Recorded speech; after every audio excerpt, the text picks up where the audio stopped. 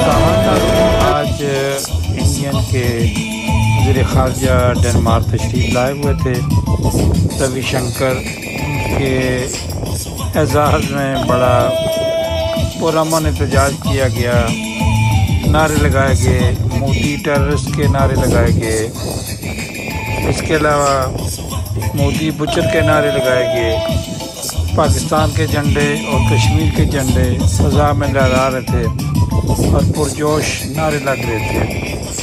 اس جلوس کی قیادت سابقہ پارلیمنٹ کے ممبر ملک اسکندر صدیق جو آزاد گرین پارٹی کے چیئرمین بھی ہیں اور کشمیر سوسائٹی کے صدر راجہ سعادت قیوم نے کی۔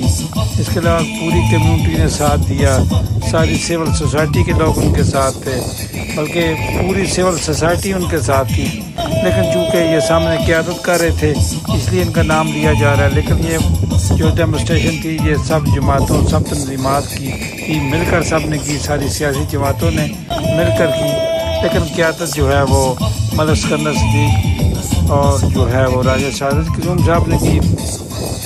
پاکستان پیپلز پارٹی کے صدر وہاں موجود تھے، کاف لیگ کے صدر موجود تھے، کاف لیگ کے بانی وہاں موجود تھے، کاف لیگ کے سابقہ صدر وہاں موجود تھے، اسی طرح پی ٹی آئی کے صدر سابقہ صدر موجود تھے، اسی طرح دوسری جماعتوں کے لوگ موجود تھے۔ تو یہ بڑی گہما تھی، روی شنکر کے خلاف بہت زیادہ نعرے بازی کی گئی، جس کے بعد انہوں نے دروازے بند کر دیے، بند کمروں کے اندر انہوں نے اپنا کانفرنس کی۔ سامعین ناظرین، تفصیل سنڈے والے دن آپ کی آواز پر۔